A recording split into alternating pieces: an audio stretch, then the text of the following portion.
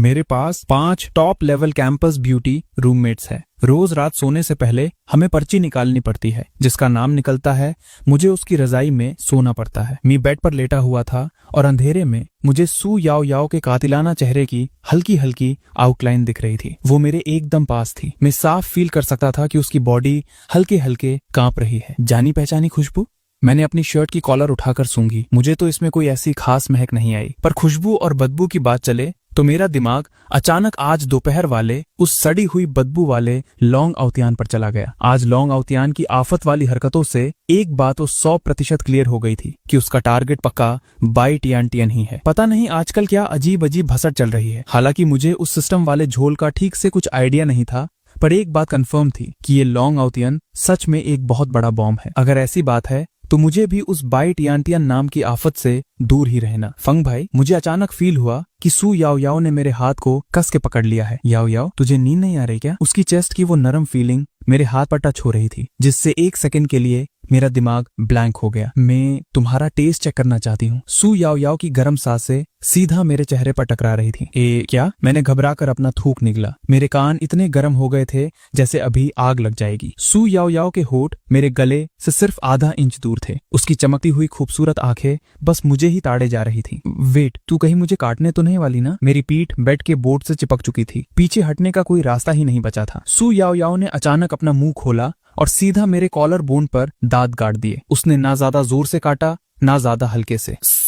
मेरे मुंह से दर्द और झटके वाली आवाज निकली और मेरी उंगलियों ने बिना सोचे बेडशीट को कस के दबोच लिया। तभी अचानक उसकी नरम और गर्म जीभ ने उस दांत वाले निशान पर हल्के से चाट लिया। मेरे पूरे जिस्म पर रोंगटे खड़े हो गए। मैं जैसे ही उसे खुद से हटाने के लिए हिलने वाला था, मुझे मेरे कपड़ों के अंदर से उसकी रोने वाली दबी दबी आवाज सुनाई दी। अगर फंग भाई ने मुझे अभी धक्का दिया तो मैं जिंग जिंग को बता दूंगी कि तूने मुझे कपड़े बदलते हुए चुपके से ताड़ा था। इस कातिलाना धमकी ने मुझे वही पत्थर की तरह जमा दिया। पर्दे की गैप से चांद की रोशनी अंदर आ रही थी। मैंने देखा कि सू याओ याओ की पलकों की शैडो उसकी आंखों के नीचे बन रही थी। उसके कुछ बाल मेरी गर्दन के पास गिर रहे थे, जिससे अजीब सी गुदगुदी और मस्ती फील हो रही थी। एसी वाली रजाई पता नहीं कब फिसल कर हमारी कमर तक आ चुकी थी। उसकी स्ट्रॉबेरी प्रिंट वाली नाइट ड्रेस की स्ट्रिप उसके गोरे कंधे से धीरे धीरे नीचे सरक रही थी। उसकी बॉडी अब और भी ज्यादा जोर से कांपने लगी थी। वो डर रही थी। याओ याओ, तू ठीक तो है ना? मैंने धीमी आवाज में पूछा। सू याओ याओ ने कोई जवाब नहीं दिया, पर अच्छा हुआ उसने दोबारा अपने दांत नहीं गाड़े। उसने बस अपना चेहरा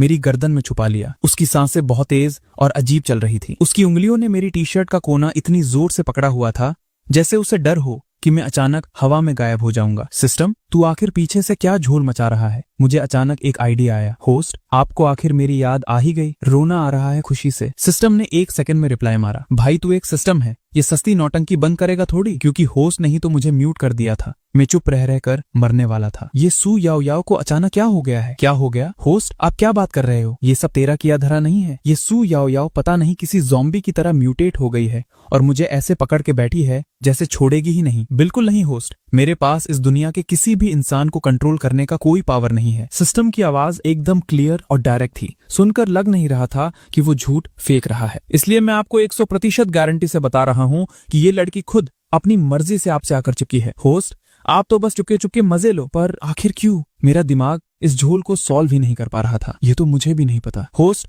आप ठीक से याद करो, कहीं आपने पास में इसके साथ कोई कांड तो नहीं किया था? पागल है क्या? हम दोनों तो बस कुछ दिन पहले ही मिले हैं। मुझे तो बस ये थोड़ी खूबसूरत लगती है और कुछ नहीं। होस्ट, लगता है मैंने आपको गलत समझा। मुझे लगा आप जैसे ठरकी और कमीने इंसान ने पका मुझे इस कुत्ते सिस्टम की बकवास और नहीं सुननी थी, तो मैंने दोबारा इसका स्विच ऑफ कर दिया। अगर मैं अभी उससे बात करूं तो उसे वैसे भी कुछ सुनाई नहीं देगा ना। सू याओ याओ के कान एकदम खाली थे। मैंने तभी ध्यान दिया कि उसने इस वक्त अपनी सुनने वाली मशीन हियरिंग एड नहीं पहन रखी थी। कहीं ऐसा तो नहीं कि मैं सच में पास में इससे मिला हूँ? ये सब सोचते सोचते मुझे नींद आने लगी। एक प्यारी सी लड़की की बाहों में सोने की फीलिंग सच में बहुत मस्त होती है। और ऊपर से सू याओ याओ की बॉडी सिर्फ रुई जैसी नर्म ही नहीं, बल्कि उसमें से एक कातिलाना मस्त मस्त महक भी आ रही थी। मैंने आराम से रजाई को खींचकर वापस उसके कंधों तक ला दिया और आंखें बंद करके सीधा सोने चला गया। सू याओ याओ की भौहें जो डर से सिकुड़ी हुई थी वो आखिरकार थोड़ी रिलैक्स हो गई। सुबह आसमान में हल्की सी सफेदी आते ही सु याओयाओ ने अपनी आंखें खोली। मैं खर्राटे मार रहा था और वो अभी भी मेरे हाथ पर अपना सिर रखकर सो रही थी। सु याओयाओ डर के मारे झटके से उठ बैठी और पीछे खिसक गई। फांग भाई, तू मेरे बेड पर क्या कर रहा है? जब उसकी नजर मेरी गर्दन पर बने उस दांत के निशान पर पड़ी,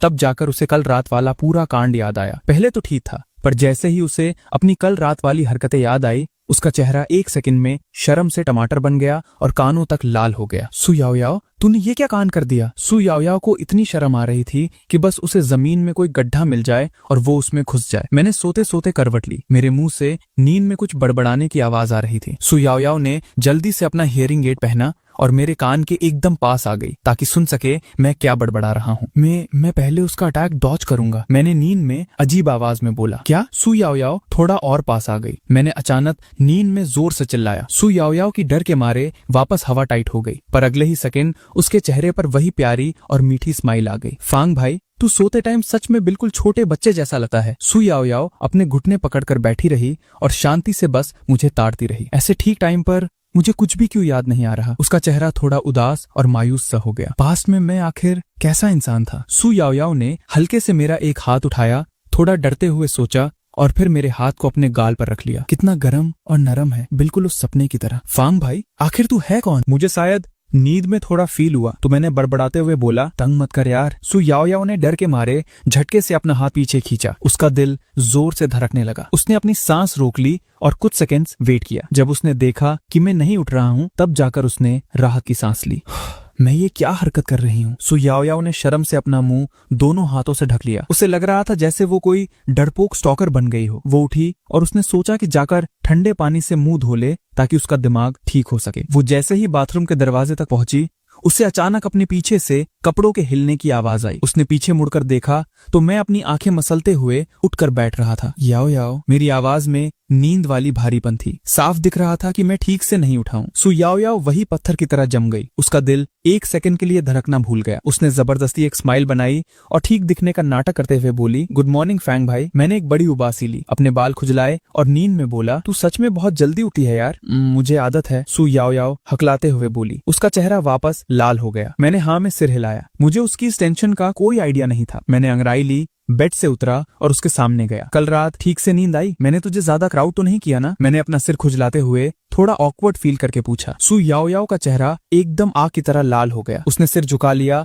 और मुझे देखने की हिम्मत नहीं की। ठीक ही थी, अगर कुछ अजीब लगा हो तो मुझे ठीक से बता देना, ठीक है? मैंने नोटिस किया कि उसकी शक्ल थोड़ी उड़ी हुई लग रही थी। कुछ नहीं तो ठीक है। वैसे कल रात, प्लीज कल रात वाली बात मत बोलना फैंग भाई। सु याओयाओ ने वापस अपने हाथों से अपना चेहरा ढक लिया। सॉरी भाई, सॉरी। मैंने फटाफट माफी मांगी। नहीं, मेरी ही गलती थी। कल रात मैंने दिमाग खो दिया था। सु याओयाओ मेरी आंखों में नहीं देख पा रही थी। अरे नहीं नहीं, मैं ही था जो मेरी आधी लाइन बोलते बोलते गले में फंस गई। मैं फटी आंखों से खिड़की के बाहर घूर रहा था। खिड़की के बाहर सु जिंगजिंग का सिर ऊपर आया और उसने अंदर झांका। मेरी आंखें फटी की फटी रह गई और मेरा मुंह इतना खुल गया कि उसमें पूरा अंडा घुस जाए। सु जिंगजिंग बाहर एसी के आउटर यूनिट पर लटकी हुई थी। उसने एक हाथ से खिड़की का फ्रेम पकड़ा हुआ था और उसकी आंखें एकदम गोल गोल मुझे घूर रही थी। कांड हो गया, लगता है इसने मुझे देख लिया। ये लौंडा सच में बहुत चालू है। मैं इतनी ठीक से छुपी हुई थी, फिर भी इसने मुझे ताड़ लिया। सु जिंगजिंग ने डरते हुए दिमाग में सोचा। फांग भाई, सु याओयाओ ने अपना हाथ मेरी आंखों के आगे हिलाया। आह फांग भाई,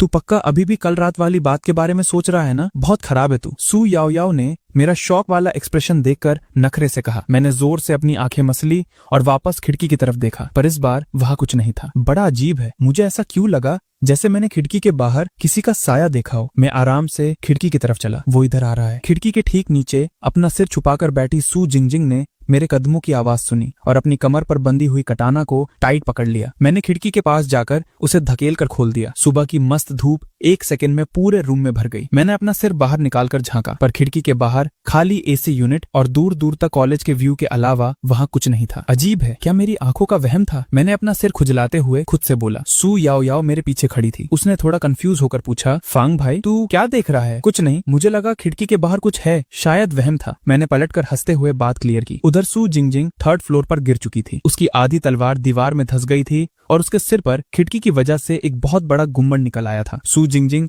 अपने सिर से बहते हुए खून को पकड़कर बैठी थी और अंदर ही अंदर गुस्से से आग बबूला हो रही थी। कल दोपहर लॉन्ग ऑटियन ने कॉलेज के बाथरूम में पूरी रात नहाया था, पर फिर भी उसकी बॉडी से वो बदबू नहीं जा रही थी। सू जिंगजिंग की सीनियर सिस्टर शेन चिंगचू को जब ये बात पता चली तो वो पूरी तरह भड़क गई और उसने सजा के तौर पर सू जिंगजिंग को यंग मास्टर के दरवाजे के आगे अभी तक घुटनों के बल बैठा कर रखा था। और अब कांड देखो, उसका पूरे 1 महीने का अलाउंस तो गया ही, साथ में यंग मास्टर अब उसकी शक्ल तक नहीं देखना चाहते थे। सू जिंगजिंग जितना सोच रही थी उसे उतना ही रोना आ रहा था। उसने सोचा कि पहले चुपचाप रूम में जाकर सो जाती है, पर उसने सपने में भी नहीं सोचा था कि जैसे ही वो खिड़की पर पहुंचेगी उसका फर्स्ट किस छीनने वाला कमीना उस पर पीछे से अटैक कर देगा। भाई बहुत दर्द हो रहा है, मैं इसे जिंदा नहीं छोड़ूंगी, दिमाग खराब हो रहा है, पर सबसे बड़ी आफत यह है कि मैं इसे मार भी नहीं सकती। अगर मैंने यंग मास्टर के सीक्रेट बिजनेस पार्टनर से पंगा ले लिया तो यंग मास्टर पक्का और गुस्सा हो जाएंगे। सू जिंगजिंग ने एक लंबी सांस ली, अपने निंजा बैग से पट्टी निकाली और उसे अपने सिर पर लपेट लिया ताकि खून रुक सके। फिर उसने पूरी हिम्मत लगाकर वापस ऊपर चढ़ना शुरू किया और आखिरकार वापस हमारे रूम की खिड़की के बाहर पहुंच गई। अंदर सू याओयाओ ने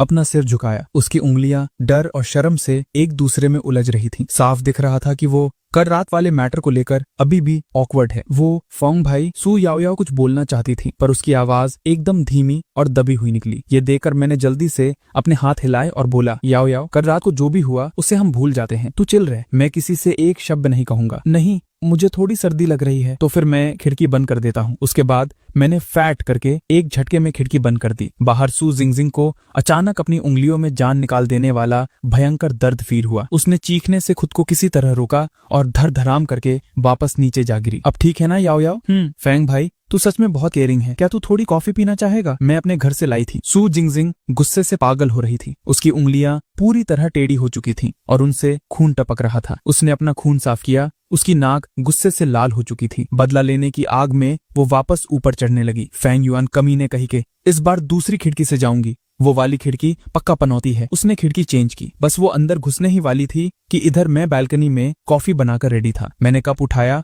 और सू याओयाओ को देने जा रहा था, पर मुझे क्या पता था जमीन पर किसी ने साबुन फेंक रखा है। मेरा पैर फिसला, मैं पूरी ताकत लगाकर गिरने से तो बच गया, पर कप की सारी गर्म कॉफी हवा में उड़ गई। वो सारी की सारी उबलती हुई कॉफी खिड़की से बाहर उड़ती हुई आई और सीधा सू जिंगजिंग के मुंह पर जाकर स्प्लैश हो गई। सू जिंगजिंग की निंजा स्पीड बहुत मस्त थी। उसने फटाफट डॉज मारा, पर उसके हाथों में बहुत चोट थी। वो ठीक से पकड़ नहीं पाई और हवा में सीधा पीछे की तरफ झूले की तरफ उड़ गई। बैम! पड़ोस वाले रूम की बालकनी के बाहर एक लोहे की रॉड आधी टूटी हुई बाहर निकली हुई थी। सू जिंगजिंग की हवा में उड़ती हुई बॉडी सीधा उस लोहे की रॉड पर आकर बुरी तरह टकराई। कचाक! सू जिंगजिंग ने उस मौत वाले दर्द को दबाकर एक दबी हुई चीख निकाली।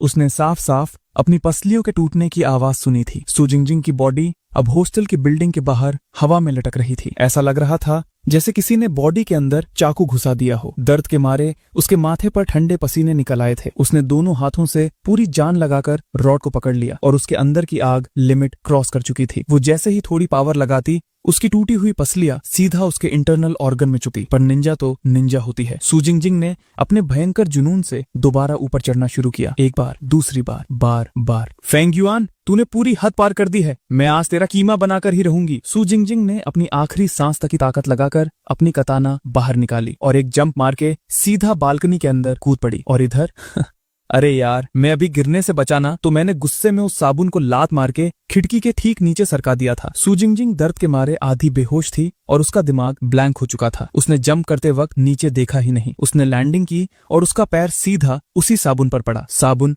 बुलेट की तरह आगे फिसला और सू जिंगजिंग बुरी तरह पीठ के बल जमीन पर जा गिरी। और झोल ये हुआ कि उसके हाथ की कताना से उसकी खुद की ही चेस्ट पर एक डीप कट लग गया। सू जिंगजिंग अपनी पसलियां टूटने के बाद भी ऊपर चढ़कर आई थी। ये किसी सुपर ह्यूमन से कम बात थोड़ी थी, पर अब इस आखिरी और भयंकर फॉल की वजह से उसकी वो टूटी हुई पसली सीधा उसके इंटरनल ऑर्गन्स में घुस गई। सू जिंगजिंग ने जमीन पर गिरते ही एक पूरा मुंह भर के खून की उल्टी की। एक मौत से भी बड़ा दर्द उसकी बॉडी में दौड़ गया। उसकी आंखों के आगे अंधेरा छा गया और वो वही ऑन द स्पॉट बेहोश हो गई। अच्छा, वैसे याओयाओ, तेरा आज दिन में क्या प्लान है? मैं रूम के अंदर आराम से सू याओयाओ के साथ बैठकर कॉफी पी रहा था। अरे हाँ, तू याद नहीं दिलाता तो मैं भूल ही गई थी। मुझे आज लाइब्रेरी में अपनी पार्ट टाइम जॉब के लिए भी जाना है। सू याओयाओ ने कप नीचे नीचे रखा और जल्दी से खड़ी हो गई। मेरी कोई हेल्प चाहिए? नहीं नहीं बिल्कुल नहीं, वो मैं निकल रही हूँ फैन भाई। सू याओ याओ ने अपनी वॉच देखी और जल्दबाजी में अपना बैग टांग कर रूम से चली गई। भाई ये लड़की अचानक से इतनी प्यारी क्यों लगने लगी है? मैंने एक घूंट में अपनी कॉफी खत्म की, कप पकड़ा और उसे धोने के लिए बालकनी की तरफ चला। जैसे ही मैंने पलटकर बालकनी का दरवाजा खोला, मैं पत्थर बन गया। अरे बाप रे भाई, ये क्या नया कांड है? बालकनी पर लाश कब से पड़ी है? मैंने डर डर के अपने पैर से उस बॉडी को हल्का सा सीधा किया। जमीन पर बेहोश पड़ी उस कातिलाना लड़की को देखकर मेरी आंखें फटी की फटी रह गई। सू जिंगजिंग ये यहाँ कैसे टपक पड़ी? मैं नीचे बैठा और ध्यान से सू जिंगजिंग की हालत चेक की। उसका चेहरा सफेद पड़ चुका था और उसके होठों के किनारे से खून टपक रहा था। उसकी चेस्ट पर एक कट था जहाँ से खून बह रहा था। उसके सारे कपड़े मिट्टी और खून से लथपथ थे। उसकी सांसें एकदम धीमी चल रही थी। साफ दिख रहा था कि उसे बहुत भयंकर चोट आई है। आखिर ये सब चल क्या रहा है? सू जिंगजिंग इतनी बुरी हालत में हमारी बालकनी पर क्यों पड़ी है? मैंने अपनी उंगली उसकी नाक के पास रखी ताकि चेक कर सकूं कि सांस ठीक तो है। उसकी सांस भले ही वीक थी पर स्टेबल चल रही थी। मैं थोड़ा रुका, फिर फाइनली डिसाइड किया कि पहले इसे उठाकर रूम के अंदर ले जाता हूँ। जिंगजिंग, ओए जिंगजिंग! मैंने उसे हिलाकर उठाने का ट्राई किया। सू जिंगजिंग की पलकें हल्की सी हिली पर उसे होश नहीं आया। मजबूरी में मुझे उसे गोद में उठाना पड़ा और एकदम आराम से ले जाकर उसके बेड पर लिटा दिया। सू जिंगजिंग एक निंजा है। उसकी इस फाड़ू ट्रेनिंग के बाद भी कोई उसे इस हालत में तोड़ फोड़ दे, भाई दुश्मन पक्का कोई बहुत खतरनाक और मास्टर बंदा होगा। पर एक बात बताओ, सू जिंगजिंग ठीक से दरवाजे से क्यों नहीं आई? मैंने बुरी तरह जख्मी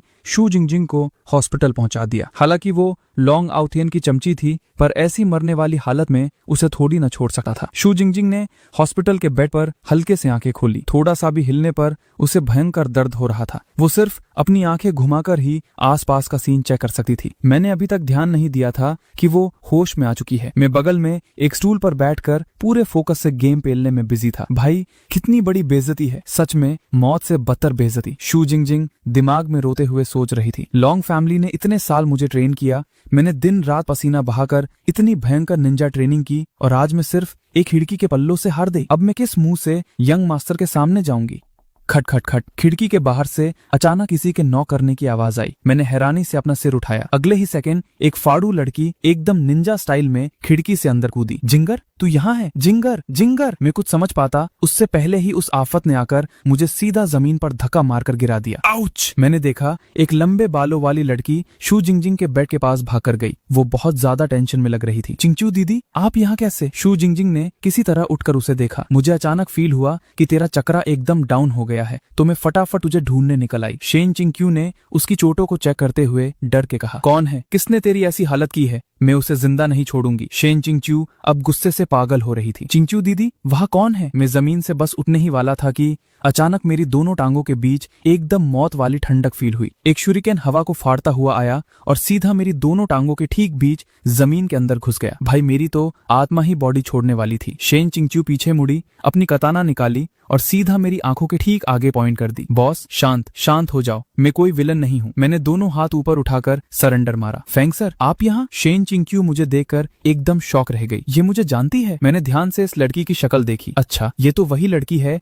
जो उस दोपहर वाली दारू पार्टी में लॉन्ग ऑटियन के ठीक बगल में खड़ी थी। मुझे सपने में भी आइडिया नहीं था कि ये भी एक निंजा निकलेगी। पर सबसे बड़ा झोल मेरे दिमाग में ये चल रहा था कि ये लड़की भी खिड़की से कूदकर क्यों आई? भाई क्या इन निंजास के लिए सीढ़ियों से आना बंद है क्या? मैं जिंगजिंग का रूममेट हूँ भाई, मैंने ही इसे हॉस्पिटल लाकर एडमिट करवाया है। मैंने फटाफट अपना बचाव किया। वेट अ सेकेंड, तो जो लौंडा जिंगजिंग के साथ रूम शेयर करता है वो आप है फेंग सर? हाँ, एकदम सही पकड़ा। मुझे ये अभी अभी हॉस्टल की बालकनी पर गिरी हुई मिली थी। उस वक्त इसे बहुत गंदी और डीप चोटें आई हुई थी। मैंने पूरा केस क्लियर किया। सू जिंगजिंग ने शर्म से रजाई खींचकर अपना आधा चेहरा ढक लिया और धीरे से अपना सिर हाँ में हिलाया। I am so sorry Feng sir, मुझसे बहुत बड़ी भूल हो गई। शेन चिंक्यू ने अपनी तलवार वापस रखी और शर्मिंदा होकर मुझे सहारा देकर उठाया। भाई मेरी किस्मत मस्त थी कि ये शेन चिंक्यू मुझे लॉन्ग ऑटियन के री इनकारनेट होने से पहले से जानती है, वरना आज तो मेरा डर के मारे दी एंड हो जाता यहीं पर। मैंने दिल में सोचा।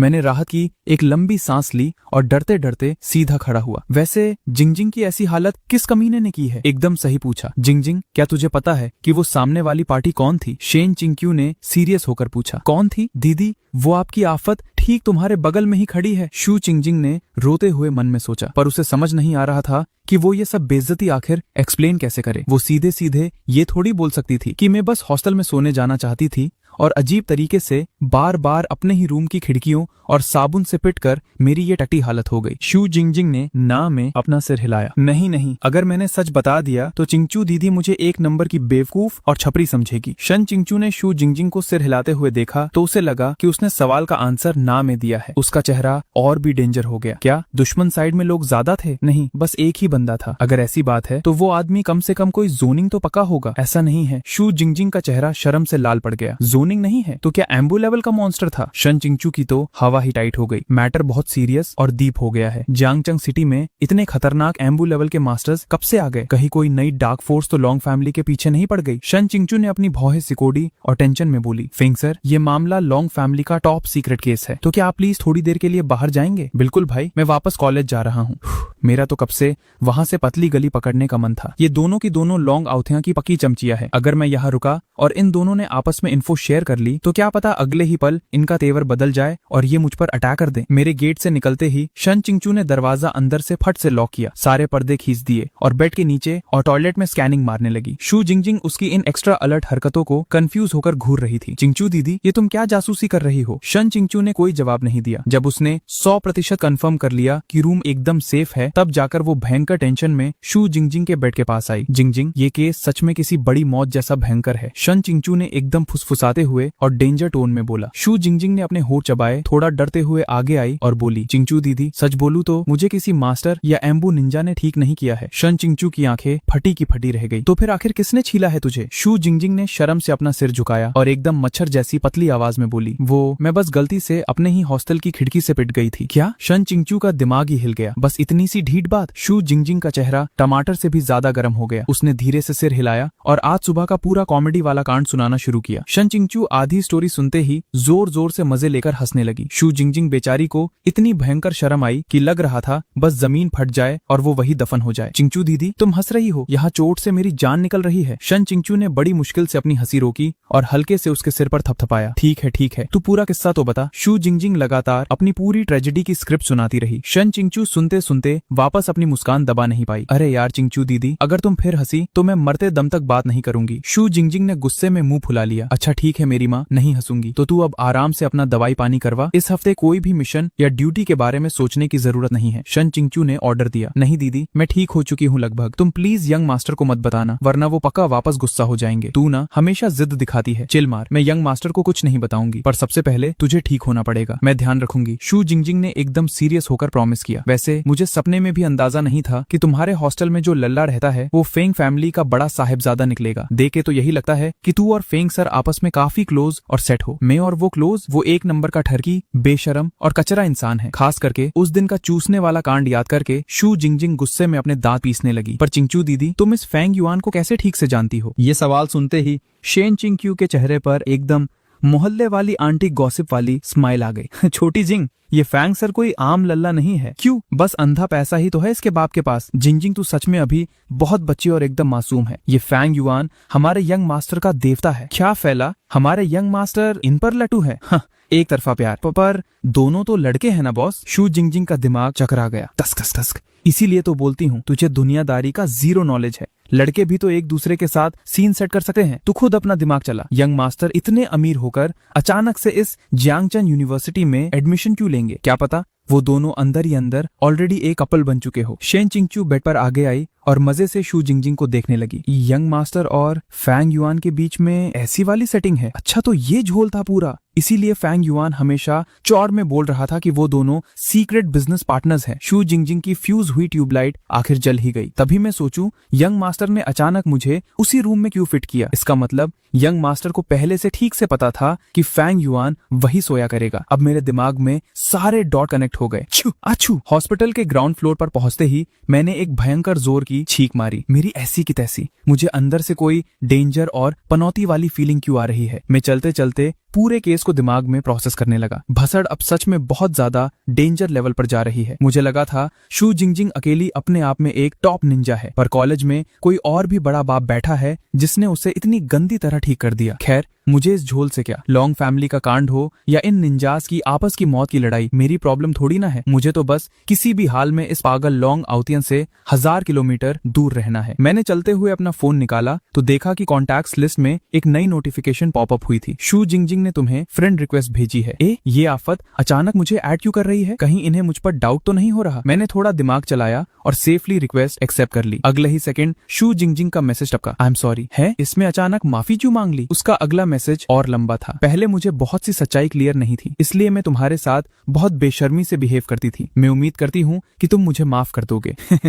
लगता है आज उसकी जान बचाने की वजह से इसे आखिरकार अकल आ गई और बेइज्जती फील हो रही है। शुक्र है इस औरत का फ्यूज थोड़ा ठीक तो हुआ। मैंने चौड़ में रिप्लाई मारा, चिल मार भाई, रूमीज हैं हम, एक दूसरे की लाइफ बचाना तो ड्यूटी है। शेन चिंक्यू वहाँ हॉस्पिटल बेड पर शू जिंगजिंग के ठीक बगल में मुंह घुसाकर बैठी थी। मेरा मैसेज पढ़ते ही वो पूरे टशन में बोली, मैंने बोला था ना, हमारे यंग मास्टर की चॉइस एकदम टॉप टियर और सॉलिड है। देख, फैंग सर कितने बड़े दिल वाले हैं, उन्होंने तेरा पिछला सारा कान भुला दिया, पर यंग मास्टर ने मुझे ठीक से सीधा सीधा क्यों नहीं बता दिया कि फैंग युआन उनका बॉयफ्रेंड है। अगर उन्होंने क्लियर कर दिया होता तो मैं इतनी गंदी गलत फहमी में क्यों फंसती। अरे तू छोटी बच्ची है ना, ऐसे हॉट और प्राइवेट मैटर यंग मास्टर तुझे डायरेक्टली खुल के थोड़ी बोल सकते थे, इसलिए अब तेरा फर्ज बनता है कि तू फैंग सर का पूरा ख्याल रखे। डन। मैं अपने यंग मास्टर के इस सीक्रेट सच्चे प्यार को किसी भी कीमत पर प्रोटेक्ट करूंगी। तभी मेरे फोन पर एक और मैसेज पॉपअप हुआ। इस बार नोटिफिकेशन एक सफेद कार्टून बनी डीपी वाली लड़की का था, जिसका डिस्प्ले नाम स्ट्रॉबेरी डूरियन था। छोटे युआन, तू कहाँ मरा हुआ है अभी?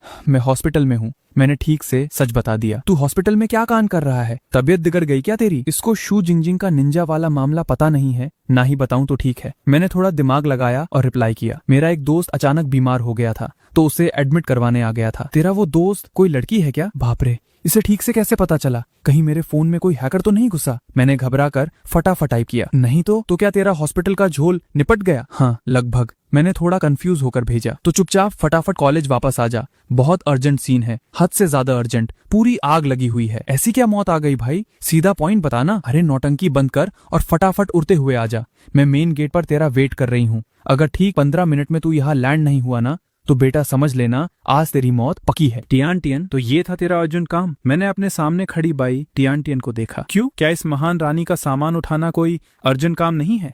भाई मैं चलता हूँ। मेरे सामने पहाड़ जैसे रखे उन डब्बों को देखकर मेरी आंखें फटी की फटी रह गई। ये औरत एक बार घर क्या गई, लगता है पूरा घर ही उठा लाई है यहाँ। बाई टियान टियन ने फटाफट मेरी बाह पकड़ी और एकदम रोते हुए पिल्ले जैसी प्यारी शक्ल बनाकर मुझे देखने लगी। अरे यार, तू जा क्यों रहा है? हॉस्टल इतना दूर है और इतने भारी बॉक्सेस है, मैं अकेली छोटी बच्ची कैसे उठा पाऊंगी? भाई ये अटैक तो बहुत हेवी था, इसे ना बोलना किसी आम इंसान के बस का नहीं था। बाई टियान टियन सच में बहुत खूबसूरत थी। उसने आज एक वाइट ड्रेस पहनी थी, उसका गोरा और फ्लॉलेस चेहरा किसी गुड़िया की तरह चमक रहा था और उसकी पतली भौहें उसे एकदम परफेक्ट लुक दे रही थी। इसे कहते हैं नेचुरल ब्यूटी, जिसे एक ड्रॉप मेकअप की भी जरूरत नहीं थी। प्लीज हेल्प कर देना, मैं तुझे बाद में पक्का मिल्टी पिलाऊंगी। बाई टियान टियन मेरी बाह पकड़कर हिलाते हुए नखरे करने लगी। नहीं, मुझे कंट्रोल करना पड़ेगा, ये लड़की उस लॉन्ग ऑटियन का शिकार है, मुझे इससे दूर ही रहना चाहिए। पर जैसे ही मैंने उसकी उन पानी से भरी बड़ी बड़ी आंखों को देखा, मेरा थूक खुद ब खुद गले के नीचे उतर गया। उसकी लंबी पलकों पर धूप चमक रही थी, उसकी प्यारी सी नाक हल्की सिकुड़ी हुई थी, जैसे कोई छोटी बिल्ली नखरे कर रही हो। यहाँ तक कि जिस गोरी उंगलियों से उसने मेरी शर्ट पकड़ी थी,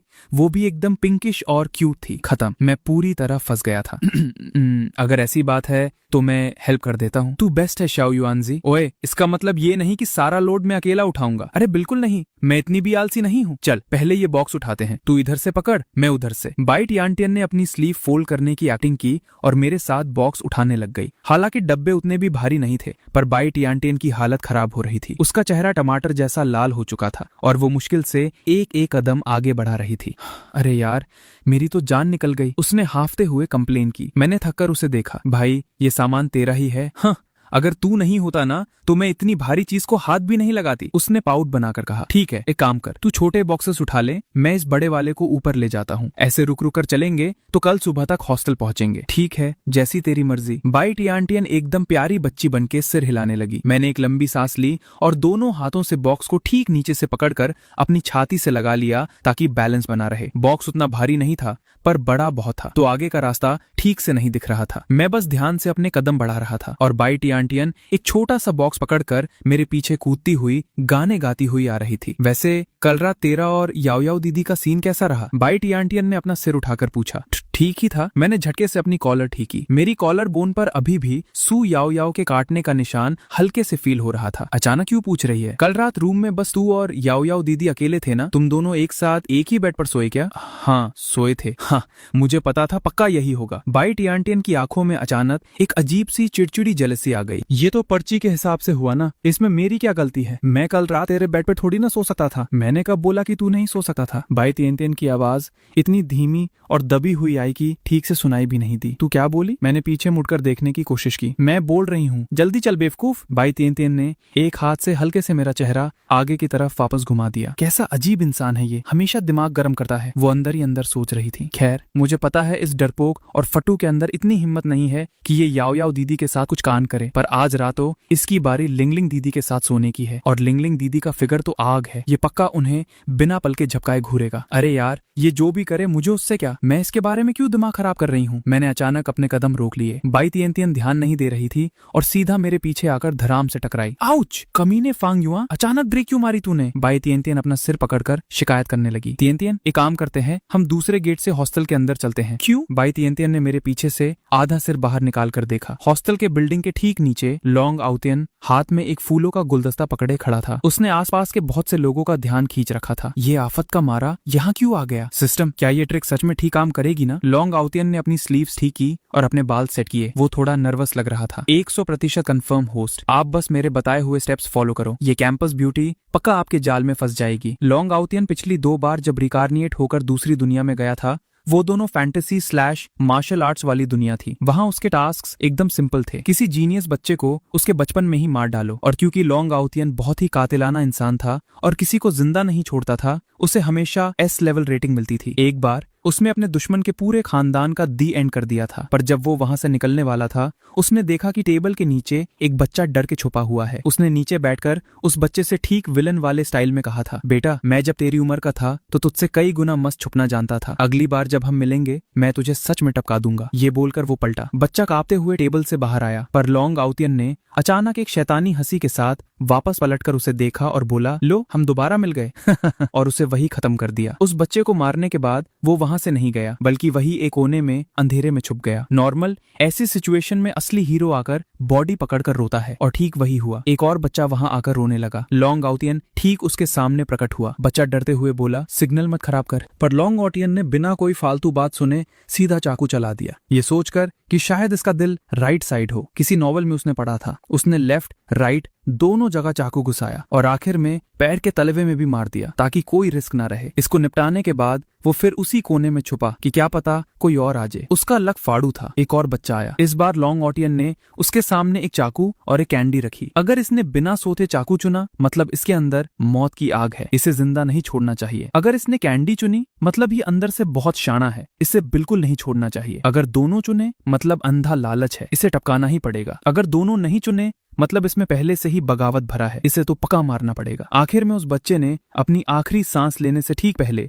लॉन्ग आउतियन को दोनों मिडिल फिंगर्स दिखाई और रोते हुए चिल्लाया, चूतिए, अगर हारने की शक्ति नहीं है तो गेम मत खेल। लॉन्ग आउतियन को लगा था कि इस नए जन्म में भी सिस्टम का रूल पहले जैसा ही मौत के खेल वाला होगा। उसे सपने में भी नहीं पता था कि इस बार इस मॉडर्न सिटी में उसे इन चारों कैंपस ब्यूटीज को पटाना पड़ेगा। उसने आज तक कभी किसी लड़की से ठीक से प्यार व्यार नहीं किया था, तो वो पूरी तरह सिस्टम के भरोसे बैठा था। अच्छा था कि वो एक अमीर लौंडा था और दिखने में भी हैंडसम था, तो ये टास्क इतना मुश्किल नहीं लग रहा था। होस्ट, मेरी बात पर विश्वास रखो, तुम यहाँ वेट करो। जो भी कैंपस ब्यूटी पहले दिखेगी, सीधा उसके पास जाकर अप्रोच करना। ऐसे ठीक सामने जाकर फूल थमा देना थोड़ा अजीब नहीं लगेगा? लॉन्ग आउतियन ने अपना डाउट पूछा। होस्ट, मैंने आपको फूल डायरेक्ट देने के लिए थोड़ी खरीदवाए हैं, ये सिर्फ एक ठीक इंप्रेशन छोड़ने के लिए है। इंप्रेशन छोड़ने के लिए? हाँ, आपको बस बहुत जल्दी में होने का नाटक करना है। जैसे ही उसके ठीक पास पहुंचो, जानबूझकर फूल उसके पैरों के आगे जमीन पर गिरा देना, फिर घबराने का नाटक करते हुए उन्हें उठाना और सॉरी बोलना, अपना इंट्रो देना, फिर उससे पूछना कि लड़कियों को ऐसे फूल मिलने पर कैसा फील होता है। इससे उसका इंटरेस्ट भी जगेगा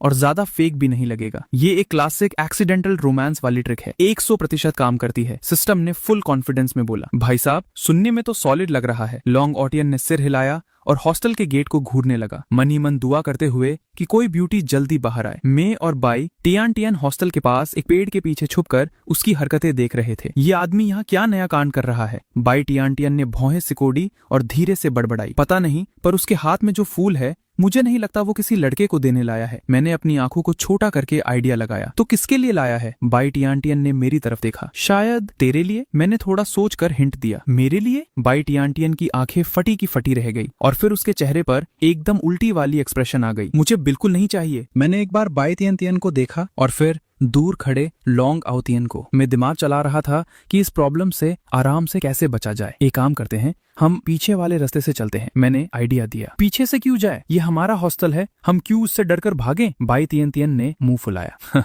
ये भी सही है, तो एक काम कर, तू सामने से जा, मैं पीछे वाले दरवाजे से जाता हूँ। मैं अपना बॉक्स उठाकर दूसरे रास्ते चल दिया। बाई तियन तियन ने जैसे ही देखा कि मैं सच में जा रहा हूँ, वो फटाफट मेरे पीछे भागी। रुक जा, मुझे अकेला मत छोड़। उधर शू जिंगजिंग की हीलिंग स्पीड सच में फाड़ू थी। हॉस्पिटल में टूटी हुई पसलियां सेट करवाने के बाद अब वो काफी हद तक ठीक थी। वैसे तो 2 दिन और आराम करना था, पर हॉस्पिटल का बिल इतना भयंकर और महंगा था कि उसने डर के मारे डायरेक्ट डिस्चार्ज ले लिया। शू जिंगजिंग ने अपने रिस्ट से एक ग्रैपल हुक निकाली और बिल्डिंग्स के बीच उड़ते हुए आने लगी। चेस्ट में अभी भी दर्द था, पर एक निंजा के लिए इस तरह ट्रैवल करना सबसे सस्ता तरीका था। वो एकदम पत्ते की तरह हॉस्टल के ठीक नीचे जमीन पर लैंड की। खिड़कियों को लेकर उसके दिमाग में जो भयंकर खौफ बैठ चुका था, उसकी वजह से उसने डिसाइड किया कि आज के बाद वो चुपचाप दरवाजे से ही रूम में जाएगी। अरे, वहाँ खड़े हुए यंग मास्टर है ना, वो यहाँ क्या कर रहे हैं? Young master! शू जिंगजिंग उसकी तरफ भागने ही वाली थी कि उसने अचानक नोटिस किया कि लॉन्ग आउतियन के हाथ में एक बहुत ही प्यारा फूलों का गुलदस्ता था। ये क्या झोल है? शू जिंगजिंग वही जम गई और उसका दिमाग फुल स्पीड में चलने लगा। पहली बात, आज वीकेंड है, स्टूडेंट काउंसिल का कोई काम नहीं होना चाहिए। यंग मास्टर को यहाँ नहीं होना चाहिए था। दूसरी बात, मेरे एनालिसिस के हिसाब से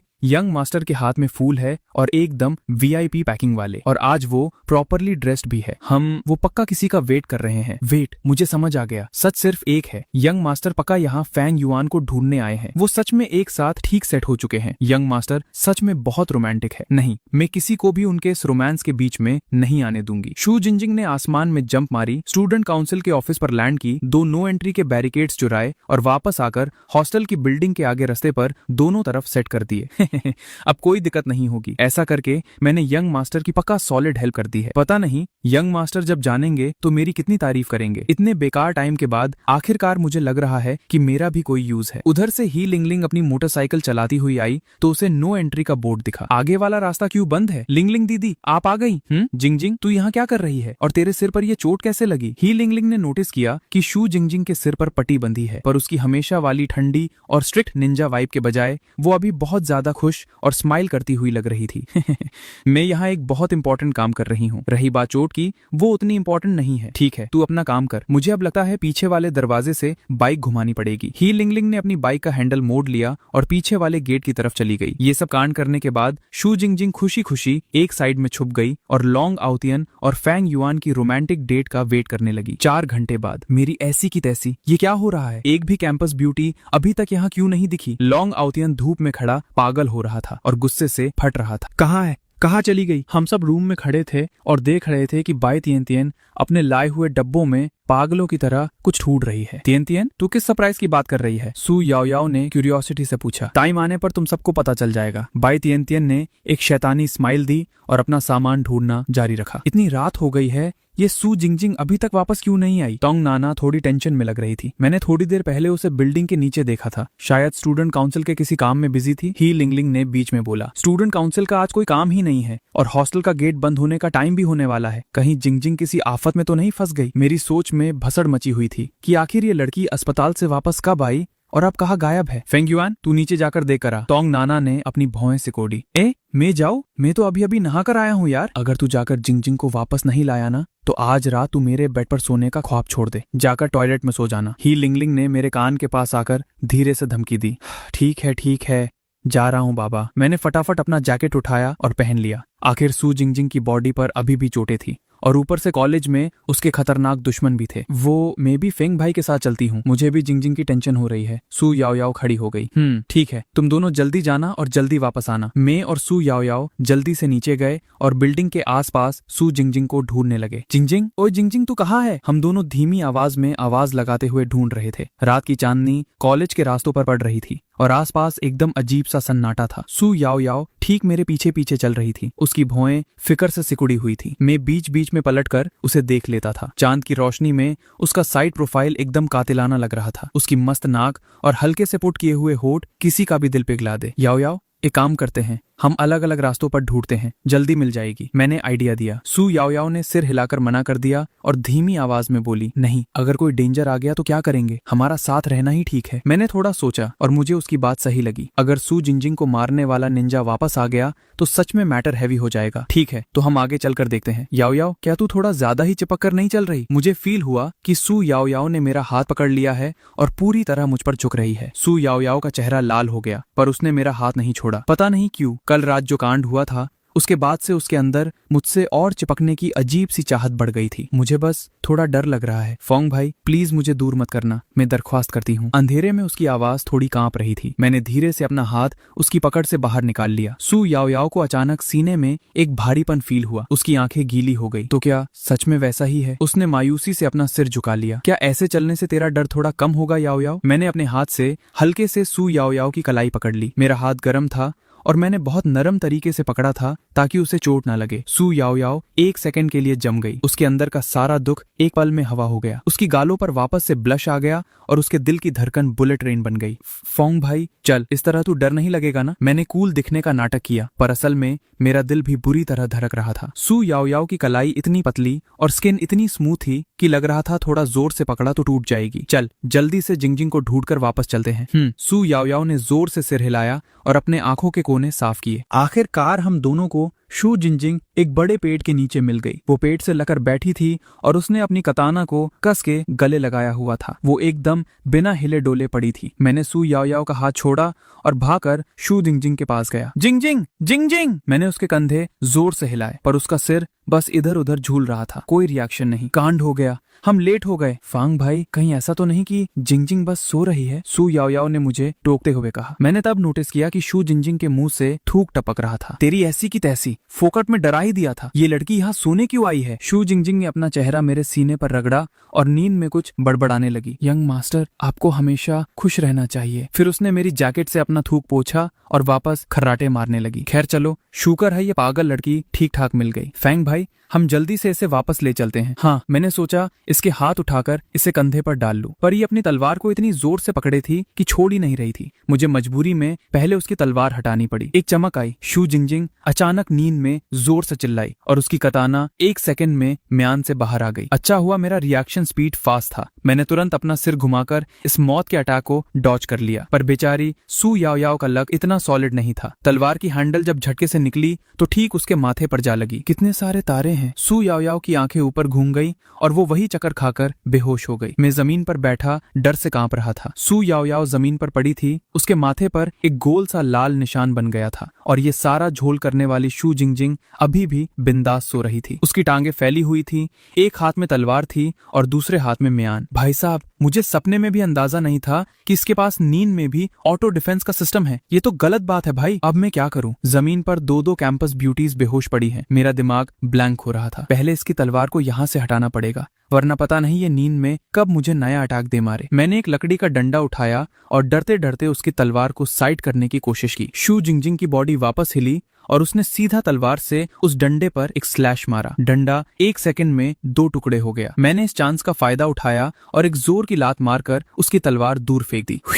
आखिरकार प्रॉब्लम निपट गई। मैंने बाई टियान टियन को मैसेज किया कि वो लोग नीचे आकर मेरी हेल्प करें। अकेला मैं इन दोनों को उठाकर थोड़ी ना ऊपर ले जा पाऊंगा। दूसरी तरफ लॉन्ग ऑटियन की टांगे खड़े खड़े सुन पड़ चुकी थी। उसे एक कैंपस ब्यूटी की परछाई तक नहीं दिखी। वो लगभग रोने की हालत में पहुंच चुका था। तेरी ऐसी की तैसी सिस्टम, ये सारी ब्यूटीज आकर गायब कहाँ हो गई? हॉस्टल का गेट बंद होने का टाइम आ गया था। लॉन्ग ऑटियन के हाथ के फूल सूकर किसी सड़ी हुई सब्जी जैसे लटक गए थे। शू जिंजिंग बेवकूफ औरत, ऐसे मेन टाइम पर इसका फोन भी नहीं लग रहा। लॉन्ग ऑटियन गुस्से में अपने फोन को घूर रहा था। होस्ट, एक काम करो, कल वापस आकर ट्राई करना। मुझे अभी भी लगता है कि मेरा ये क्रिएटिव आइडिया बहुत टॉप क्लास है। टॉप क्लास मेरी जूती। मैं एक नंबर के पागल इंसान की तरह पूरी दोपहर से यहाँ खड़ा मक्खी मार रहा हूँ। तेरी इस वाहियात ट्रिक पर भरोसा करना ही मेरी सबसे बड़ी गलती थी। पुचक। हवा फाड़ते हुए एक कताना आकर सीधा घुसी। ये आवाज कहाँ से आई? लॉन्ग ऑटियन इरिटेटेड मोड में था। होस्ट, एक बार जरा अपने पीछे देखना। लॉन्ग ऑटियन ने पीछे मुड़कर देखा। उसके पीछे से लगातार खून बह रहा था। पता नहीं कहां से तलवार उठी हुई आई थी